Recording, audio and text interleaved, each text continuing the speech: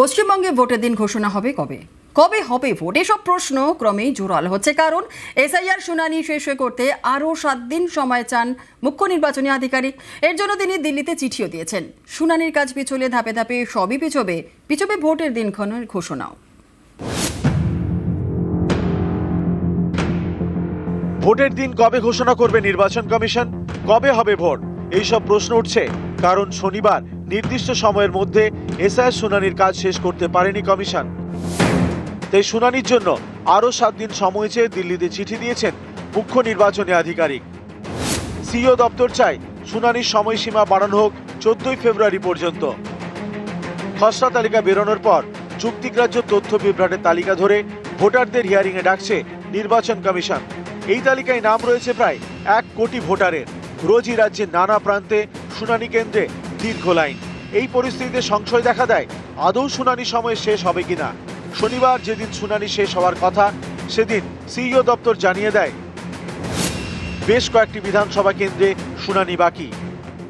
তাই শুনানির জন্য আরও 7 দিন সময় চাই সিইও দপ্তর। এই শুনানির সময়সীমা পিছলে অন্যান্য সব ডেডলাইনও পিছবে। 14 ফেব্রুয়ারি চূড়ান্ত ভোটার তালিকা প্রকাশের দিন। শুনানিতে বাড়তি সময় লাগলে চূড়ান্ত ভোটার তালিকা প্রকাশ করতেও দেরি হবে। তেমনটা হলে দেরি ভোটের দিন ঘোষণাতেও। এক্ষেত্রে কোনো ভোট শুরু থেকে ঘোষণা থেকে তা সম্পূর্ণ করা পর্যন্ত সর্বোচ্চ 45 দিন প্রয়োজন। এক্ষেত্রে আমাদের রাজ্যের এই ফেব্রুয়ারির শেষে যদি সম্পূর্ণ বা চূড়ান্ত ভোটার তালিকা প্রকাশের পর তার ভোট ঘোষণা হয়, সেক্ষেত্রে ভোটটা কবে হবে তা নিয়েই কিন্তু একটা সংশয় দানা বেঁধেছে। এটা লাস্ট ডেট ছিল 7 তারিখ, ওটা আমি 7 দিন এক্সটেনশন চেয়েছি। এখন এটা পিছবে, তারপরে এরপরে তো একটা প্রসিজার আছে, 3-4 দিন ইসিআই নেয়। আগে ছিল 14 পর্যন্ত ইসিআই এটা দেবে, তো নিশ্চয়ই পিছবে। যে আশা করি 14 মধ্যে হয়ে যাবে, কি 14-7 দিন টাইম যথেষ্ট আছে।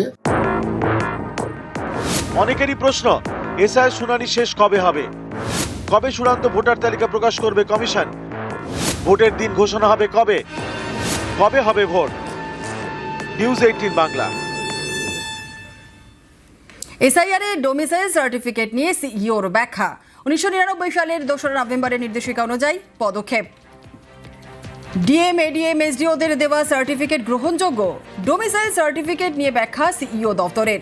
1999 সালের 2 নভেম্বর সরকারের সংশোধনী নির্দেশকে মান্যতা।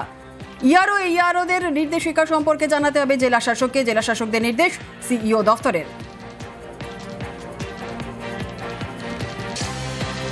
1999 সালের 2 নভেম্বর ডোমিসাইল সার্টিফিকেট নিয়ে সরকারের নির্দেশিকায় বলা হয়েছিল, আবেদনকারী বা তাঁর বাবা মাকে 15 বছরের বেশি রাজ্যে থাকতে হবে।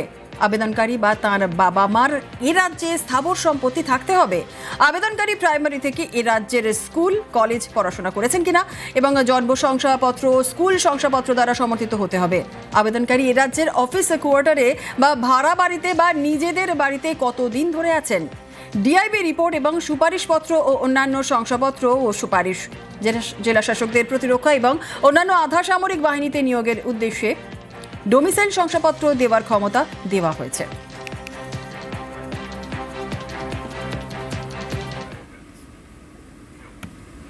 এসআইআর এর শেষ লগ্নে এসে রাজ্যের দাবিতে মান্যতা নির্বাচন কমিশনের। এসআইআর এর নাম তুলতে গ্রহণযোগ্য ডোমিসাইল সার্টিফিকেট শেষ লগ্নে জানায় নির্বাচন কমিশন। ডোমিসাইল সার্টিফিকেট যেটা আমাদের রেজিস্টার্ড আছে, সব জায়গায় অ্যাকসেপ্টেড হচ্ছে, বাংলায় বলছে হবে না।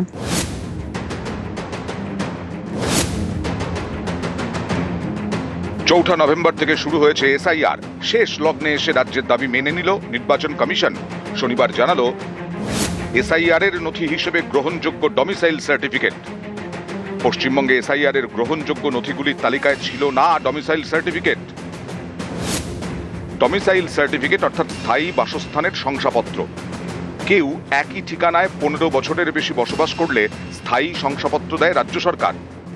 নভেম্বরে এসআইআর প্রক্রিয়া শুরুর পর বহু ভোটার নথি হিসেবে এই শংসাপত্র জমা দেন। গত ডিসেম্বরে রাজ্যকে চিঠি দেয় নির্বাচন কমিশন। জানতে চায় রাজ্যে ডোমিসাইল সার্টিফিকেট ইস্যু করার নিয়ম কি।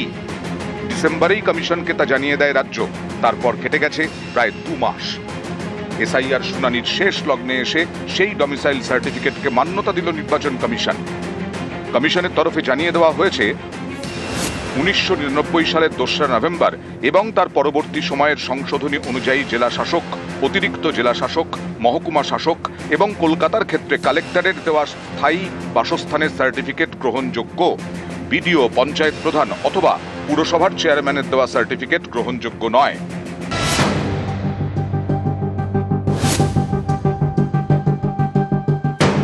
ডমিসাইল সার্টিফিকেট, স্থায়ী বাসস্থানের শংসাপত্র, এসআইআর এ কেন রাজ্যের দেওয়া এই শংসাপত্র নেওয়া হবে না তা নিয়ে বারবার প্রশ্ন তুলেছেন মমতা বন্দ্যোপাধ্যায়।